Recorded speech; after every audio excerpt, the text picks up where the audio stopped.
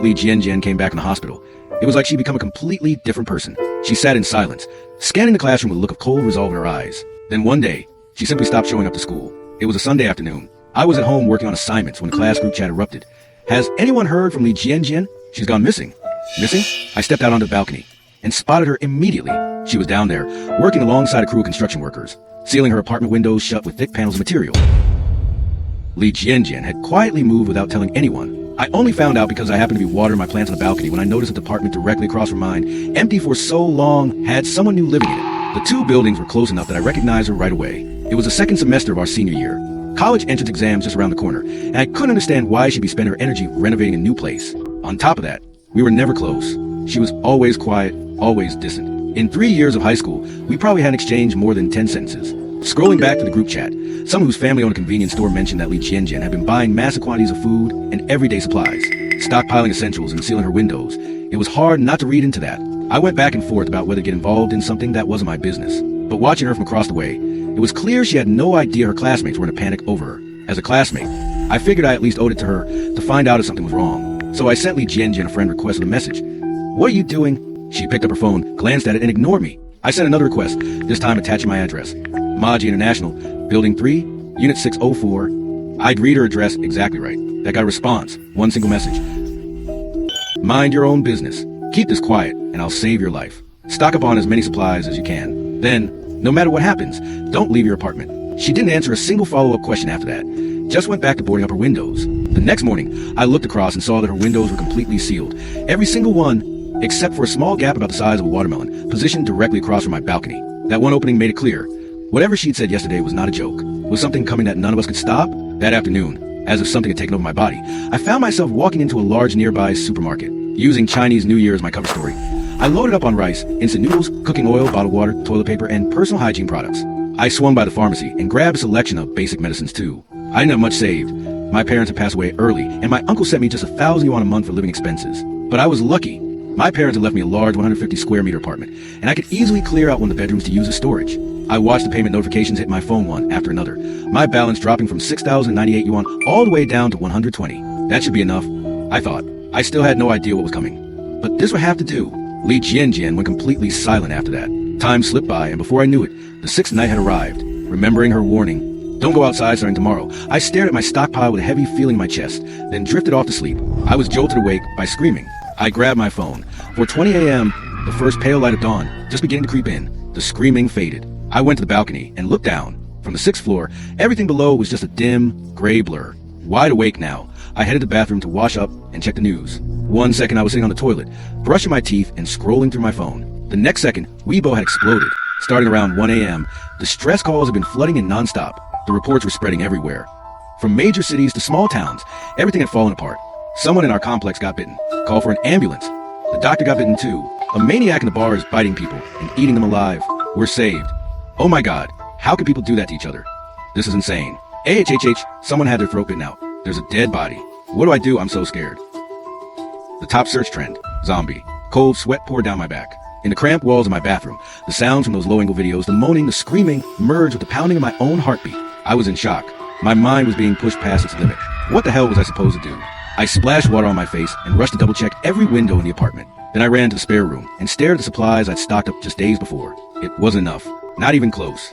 I started kicking myself and not listening harder to Li Jianjian. I should have borrowed money, bought more, prepared more. Then it hit me.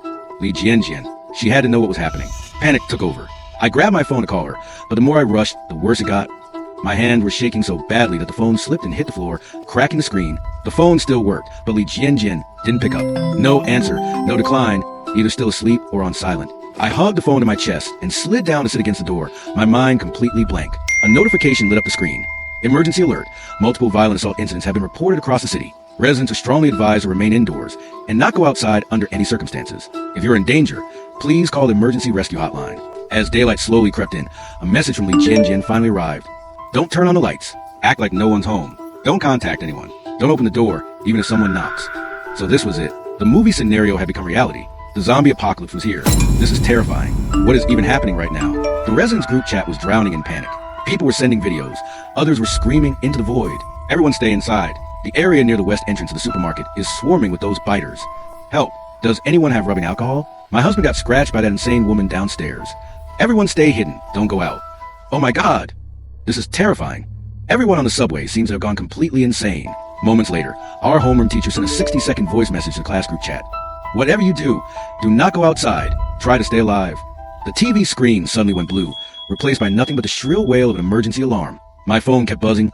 Someone shared images of military moving into the city center, gunfire crackling like firecrackers on New Year's Eve. At first, people tried to encourage each other, holding on to the hope that this nightmare would end soon. But as supplies ran out, many were forced to brave the outside in search of food and water, and most of them never came back. The group chat had started with people rallying together, but the messages grew thinner and thinner. Does anyone still have food? Leave stuff in the hallway downstairs and we can trade. Help out the neighbors who have nothing left. Then the desperate messages started coming in. People saying their neighbors had broken in and robbed them, beaten them, and there was no medicine to treat the wounds. My food is gone, they took everything. They attacked me, the bleeding still won't stop. Can anyone save me? Every day, I sent Li Jianjin a message to let her know I was still alive. In the middle of all this chaos, staying in contact with her was the only lifeline I had. Sometimes she didn't reply. Sometimes she just said, yeah. I knew we weren't close, whether she was doing this out of pity or because of the deal we'd made. I didn't know. All I knew was that she was the only person I could trust. Half a month passed since the outbreak began. I'd been rationing my food to the extreme, 1 meal a day. Miraculously, the tap water hadn't been cut off yet, and the power and internet were still holding. I glanced at the 4 or 5 liter jugs of bottled water sitting in the corner, and knew that if the water ever went out, those would be my last resort. That thought hit me hard enough that I immediately started filling every possible container I could find with tap water, even the bathtub, which I plugged up tight. Then one day, frantic pounding at the door, my nerves snapped taut. I held my breath and pressed my eye to the peephole. 2 stocky men with thick, muscular arms stood in the hallway. I remembered the robbery reports in the residence chat. I started silently praying. Please don't notice me. Please just see an empty apartment and leave. They slammed the door a few more times. When there was no response, they lowered their voices and muttered something to each other. Then, loud crash, they started trying to break the door down. My heartbeat and the sound of me swallowing were louder than they'd ever been. Cold sweat ran from my forehead down into my eyelashes. My lips trembled. My chest heaved. I felt dizzy. Could barely keep myself upright. I told myself, if you pass out right now, they'll know someone's home. I bit down hard and forced myself to stay conscious, staring at the door to anchor myself. Faintly, I heard cursing and scrape of metal tools, but then gradually the sounds drifted away. I collapsed on the floor, tears streaming down my face. When I'd inherited this apartment, I'd replaced the door with a premium anti-theft, reinforced security door. I lived alone, so it just seemed practical. Looking back now, I realized that door saved my life. I lay flat on the floor, watching the ceiling shift from white to gray as the afternoon wore on. I picked up my phone and found a message waiting for me. At that exact moment, an urgent notification blared. The authorities were requesting that survivors report their numbers and addresses so that helicopters could be dispatched to rescue them and bring them to a secure zone. A mix of relief and terror surged through me. I was already composing a message when a new notification popped up from Li Jianjin. For words, don't reply to it. Her message threw me into a crisis of indecision. On one side was Li Jianjin, the person who'd already saved my life. On the other side was the promise of a safe haven. After everything I'd been through, I wanted to survive more than I'd ever wanted anything. My hands wouldn't stop shaking. The words I was typing couldn't hide the fear behind them. And my supplies were nearly gone. I couldn't hold out much longer. Just a little while ago, 2 men almost broke into my apartment. The door nearly gave way. I almost died. It's too dangerous here. I need to get somewhere safe. I need someone to protect me. And my supplies are almost completely gone. I really can't hold on much longer. Trust me, do not reply. Stay right where you are. 2 minutes later, Li Jianjin responded. I read her message, wrestled with myself for a moment, and ultimately let go of the idea of going to the rescue base. The rescue team arrived faster than expected. 2 days later, the sky above the complex was filled with the drone of helicopter engines. The residence chat, silent for so long, suddenly buzzed back to life. But Li Jianjin's warning came immediately. Trust me, staying is the only way to survive. I won't lie to you. Looking up at the helicopters circling overhead, I envied those free birds. 2 months without stepping outside. I had no idea if staying behind was the right call. Oh, thank God, we finally made it to this day. Everyone gathered on the rooftop and lined up the board. New life, here I come. I watched the helicopters take off one after another, each one carrying people away, and felt my heart grow heavier. Whether I'd made the right choice by staying, I still didn't know. The days that followed blurred together. I lay in bed, too listless to wash my hair, too apathetic to move. There were moments when I thought it would have been easier to just let the zombies bite me at the beginning, that living like this had no meaning at all. My phone screen lit up. Li Jianjin's name. Happy birthday. I froze. Today was my birthday. I hadn't once imagined I'd be turning 18 like this. My face felt hot. I touched it and realized I was already crying. Thank you. I can't believe you still remembered. The power, water, and internet are probably all going to go down soon.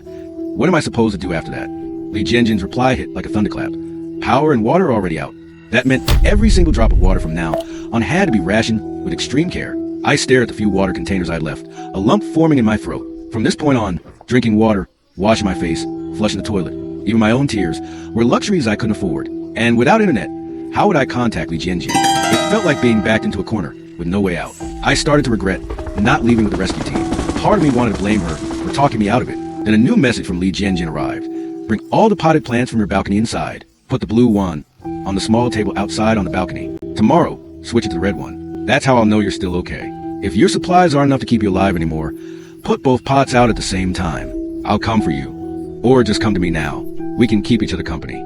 I still haven't figured out a way to get past those things to reach you. Besides, the two of us couldn't possibly carry all your remaining supplies over here anyway. Use up what you have first. Be as careful as you can. Hold on until I figure out a way to get to you. Okay. Looking back now, I realized Li Jianjian had thought of everything. The small gap she left when she sealed her windows, that was to keep watch over my balcony. The bright potted plants were markers she could recognize from a distance. By this point, I was allowing myself just 1 cup of water a day, barely enough to keep going, but my body felt like it was drying out from the inside. The only food I had was dry goods, crackers and instant noodles. It was only now that I understood how precious the most ordinary things in life had always been. Nearly 2 months had passed since the last time I contacted Li Jianjian. My phone had died on the 3rd day after the power went out. I took stock. Food completely gone, watered down to a thin layer at the bottom of 1 container. Maybe 3 more days. Li Jianjian had promised she'd come for me, but 2 months of silence. Was she even still out there? Would she really risk coming for me with zombies on every side? April. The sun blazed, but my nose was in agony. The rising heat had caused the stench of rotting zombie flesh outside to thicken into something suffocating. Even with all the windows sealed, it seeped through. I arranged the blue and red flowers side by side on the table on the balcony. That was a signal we'd agreed on. If she was still alive, if she still remembered. Day 1, no one came. Day 2, still nothing. Day 3, panic set in. The water was completely gone. Day 4, I fell into despair. Day 5, someone was knocking at the door. My whole body shook. I nearly stumbled rushing to the door, my cracked, dry lips trembling uncontrollably. Please be her. It has to be her. I pressed my eye to the peephole. A figure in protective suit stood on the other side, covered head to toe in grime and filth. Beneath the mask, I glimpsed a pair of familiar eyes, clear and still, like water from a mountain stream. Li Jianjian. My eyes burned immediately. I didn't know why I suddenly felt like crying so badly. I fumbled with the locks with clumsy fingers, then lunged forward with the very last of my strength. But she suddenly stepped back, like she was dodging something dangerous. And that's when it hit me. The overwhelming stench of rot and decay flooding in from a hallway. Calm down, Li Jianjian said sharply, tossing a bundle at me. Put this on. Come with me. After all this time, I stepped outside again. A light rain made the once vibrant streets look desolate and forsaken. Li Jianjian had brought a raincoat smeared with zombie rot. Her voice was urgent. Put it on. I followed her, trembling, and sure enough, the zombies ignored us completely. We mimicked their shuffling, shambling movements, slowly making our way to the entrance of her building. She lived on the 6th floor of the building, directly across from mine. Getting down from my building was manageable.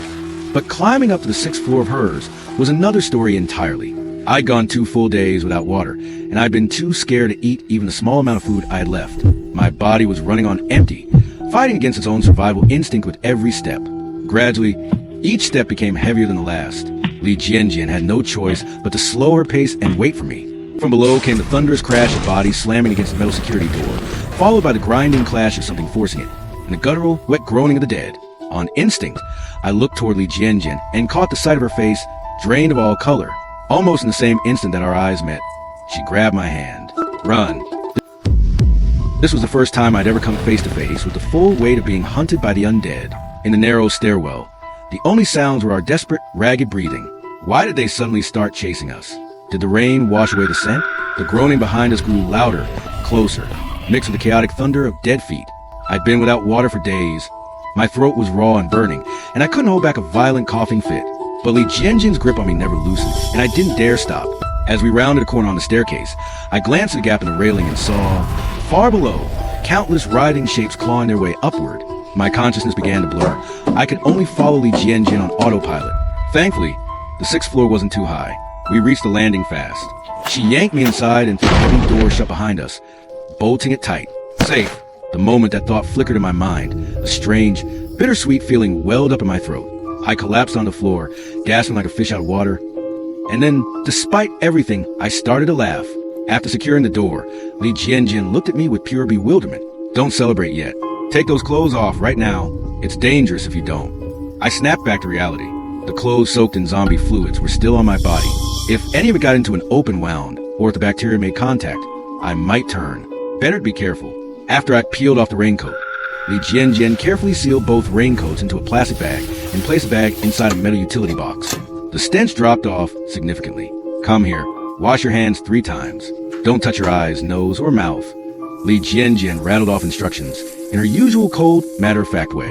Her bathroom had the same layout as mine, but much larger. Inside sat several large plastic bins, every single one filled to the brim with water. All of it she'd stockpiled for washing and bathing. I stared at it and ran my tongue over my cracked lips. I'm so thirsty. Can I have just one sip? Hold it. Clean up first. Don't spread bacteria into the other rooms. Hearing her voice, sharp and practical and completely steady, I felt something inside me. I wasn't alone anymore. When I saw that the entire apartment was lined with containers of clean water, I was in awe of how thoroughly she prepared for this. I took the glass she handed me and drank it down, one glass, then another, the sensation of being truly safe. With enough supplies around me, finally let the tension that had been strung tight through every muscle in my body go slack, and my eyelids grew heavy and pulled me down into darkness. When I came to, I was lying on a fold-out cot that was anything but comfortable. Remembering where I was, I sat up and started looking for her. She was curled up on a sofa, near the balcony, a baseball bat in her arms, asleep. Moonlight filtered into the small opening she'd left in the sealed balcony, falling across her cool, delicate features. You're up? Li Jianjin's low, slightly hoarse voice reached me. It seemed I'd woken her. She let out a yawn, stepped into the bedroom, and returned a moment later with 3 egg cakes, which she handed to me. I ate greedily, the sweet cream melting on my tongue. The feeling of being full, something I hadn't experienced in so long, finally got my brain working again. I suddenly remembered. Before the zombie outbreak, Li Jianjin had abruptly disappeared from school. Hey, why did you decide to move to the building across from mine in the first place? Li Jianjin's fingers rubbed together unconsciously, her voice dropping to something just above a murmur. The truth is, I died once already. This is my first time living through a zombie apocalypse. A time loop that was somehow even more unbelievable than the zombies themselves. But then again, the dead had already risen. Maybe a premise like hers wasn't so hard to accept after all. It was back at school. That's when it happened. A memory surfaced. That overcast afternoon in the classroom. She'd stood there, pale as paper, her expression hollow and vacant. Looking back now, that clearly hadn't been illness. I stared at her, watching as she seemed to sink into the tide of her own memories. I didn't actually know this was your building. My old apartment was on the 2nd floor, not safe enough, so I found this place to rent. I'd only just moved in a month before. She paused, the corner of her mouth curling into a mocking half-smile, though the cold emptiness in her eyes never touched it. When the world is ending, who cares about rent? The Li Jianjian I remembered wasn't like this. We hadn't talked much, but I remembered her as the kindest girl in our class. The person sitting in front of me now was cold in a way that felt carved in, and yet she hadn't told anyone else. Only me. And when she found out I lived across from her, she still chose to warn me. When she found out I was running out of supplies, she came for me no matter the risk. Something must have happened to her, something that changed her. She began to tell me about her past life. When the outbreak first began, all of the city's armed forces had launched a massive sweep operation. Everyone stepped up without hesitation to defend the front lines, but they still couldn't hold back the endless tide of the undead. The day the defensive line collapsed, the city became hell on earth. Then I remembered the rescue message from before. She'd stopped me from responding, which meant she must have known something, must have had a reason. So back then, when that message came in and you wouldn't let me reply, before I could finish, Li Jianjian gave me a calm, level look. She was so composed it was almost unnerving, like she was recounting something that had happened to a stranger, not herself. Do you know what would have happened if you had? She let the question settle before continuing. I thought the same thing you did at first. No supplies means death. So I replied, I made it to the rescue base. But when I got there, I discovered the truth. What they called rescue was nothing more than the beginning of a different kind of nightmare. The rescue base had no military presence at all. It had been seized by a group of ruthless opportunists who used the guise of a rescue operation to loot supplies and to round up survivors as slave labor to build their fortifications. Each person was given 1 meal a day. Anyone who refused to comply could be killed on the spot. A number of people tried to escape. None of them made it, and we were among them. As Li Jianjian said those words, her voice began to waver. One of them? Wait. Did she mean I was there too in her past life? That we become close? I was about to ask when she continued. Inside the base, men and women were kept in separate underground cells. And every day, people vanished. At first, it seemed like they were dying of starvation or managing to escape. But one day, Li Jianjin stumbled onto something far darker. The people in charge were taking women away. Every single day. That day, I was standing right by the door. I heard screaming coming from inside that room. She let out a short, self-deprecating laugh. I was so terrified I couldn't move. And just when I was about to be spotted by one of the patrol guards, you showed up, Lu Chan. She said I had pulled her into a shadow corner, hiding us both from the patrol. Once the guards passed, I dragged her away from that place. Let's get out of here together. She said those words, one she never would have dared to imagine, became real. Because of me, I had led her to a map I'd hidden inside my clothes. Apparently, from the moment I'd arrived at the base, I'd sensed something was wrong, and had quietly been stashing away small amounts of supplies. I sat there for a long moment, unable to process what I was hearing. The person she was describing, was that really me? Was I actually that brave? So, did we make it? Did we escape? Li Jianjin shook her head. Everything had been going smoothly. We were almost through the last defensive barrier. Then a lazy janitor spotted us. To getting good with the bosses, he screamed and drew the attention of the patrol. We were caught. During the struggle, a gun went off. When I came to, I was back on the school grounds. By the time she finished, Li Jianjin's face was wet with tears. Her shoulders shook and shook, but she kept the sound trapped inside her. I understood what she'd experienced was a nightmare she'd had to carry alone. I pulled her into my arms, hoping it could be some kind of comfort. That night, on a single narrow bed, two small girls held each other close, the way they must have once huddled together in that underground cell at the rescue base, leaning on each other just to get through. It was the best sleep I'd had in months. When I woke, Li Jianjin was already awake. She led me on a tour of the apartment right away. Something about sharing her story seemed to have steadied her. She was calmer, more present. She walked me through how the supplies were organized. The living room and master bedroom held food and water with shelf lives of 1 to 3 years. The secondary bedrooms were stocked mostly with hardtack, compressed ration bars, and similar goods that could last more than 10 years without issue. 3 bedrooms plus a living room, every inch stacked with provisions. I shook my head in amazement. Li Jianjin really knew how to shop, barring anything unexpected. This should last us 3 to 5 years. She said it with unmistakable pride. The trauma of the rescue base had broken something in her, but had also sharpened her, giving her the foresight to make choices most people would never think to. When the zombies are finally gone, let's leave the city together. Go somewhere far away. She held my gaze when she said it, and I could see the weight behind her eyes. Fear of running into those people again, fear of having to revisit those wounds. Deal, we'll go together. In that small corner of the world that the apocalypse had somehow forgotten, we relearned how to live. Laughter started to fill the apartment.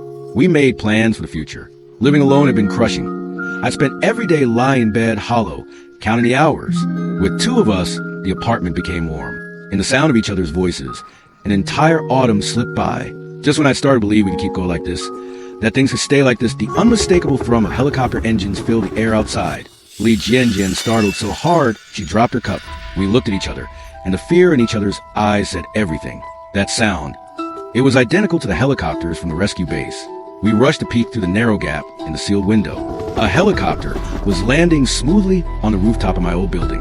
The hatch opened, and figures in black masks dropped down one by one. The same people Li Jianjin had encountered in her past life. She grabbed my wrist, squeezing tight, her eyes tracking every movement in the building across the way. The worst had begun. They were going door to door. When I saw several of them appear on my old balcony, the blood in my veins ran cold. I'd locked the windows and the front door before I left. And yet, they'd forced their way in that easily. Had the rescue base run out of supplies? The thought had barely formed before I turned and looked at the apartment around us. Every room stacked floor to ceiling. Every bag of food suddenly felt like a death sentence. Sooner or later, they would make it here. We have to go. I grabbed Li Jianjin's hand and charged into the secondary bedroom, snatching up a backpack and frantically stuffing it with ration bars. She understood immediately. We smeared a small amount of rotting flesh onto our clothes, squeezed past the undead below, and made our way down to the underground parking garage. After a tense, frantic search, we finally found a car with the door left unlocked. The moment I turned the key in ignition, I sent up every prayer I knew. The engine roared to life like music falling straight from the sky. You know how to drive? Li Jianjin buckled her seatbelt, eyes wide. I learned over summer break. It's been a while. Hold on tight. The tires screamed against the pavement as the car rocketed out of the parking garage like an arrow from a bow. We looped around a building where the helicopter had landed and drove straight south. The weather would turn cold before long. Without heating, heading north would be a death sentence. We were careful at first, but the further south we drove, the thinner the zombies became. We also noticed that in the heat, the undead moved sluggishly. Some had decayed so far they'd already lost the ability to move at all. If it weren't for the thick, putrid smell hanging in the air, it would have almost felt like a spontaneous road trip. Just the two of us. The good feeling didn't last. Maybe it was the long hours of driving. Maybe it was a lack of maintenance.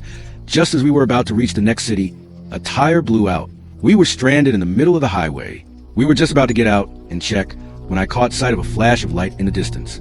A cold wave swept through my whole body. I couldn't see clearly, but I knew someone was deliberately shining a light at us. Jin, don't get out of the car. But the warning came too late. The moment the door opened, several powerfully built men burst out from a blind spot in our vision. I grabbed the fruit knife I'd been carrying and threw myself out of the car.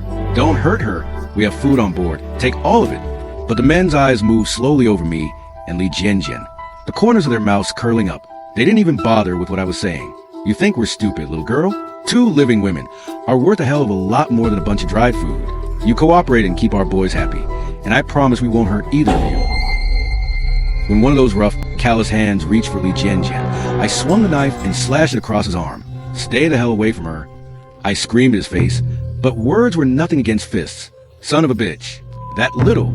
When the cold blade buried itself into my stomach, I heard Li Jianjian shriek terror through the air. Through the searing, bone-deep pain, I managed to grab on the leg of the man who'd stabbed me and hold on. Run, just run.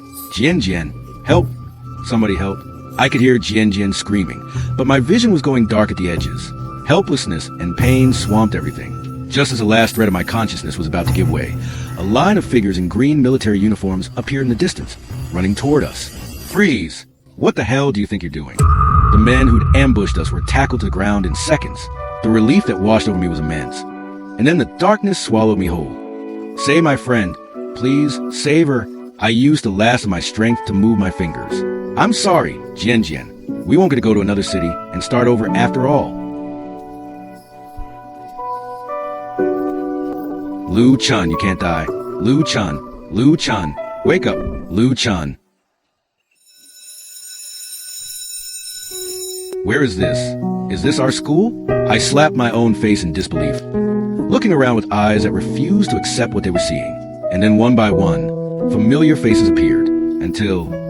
Li Jian, is that you? Lu Chun.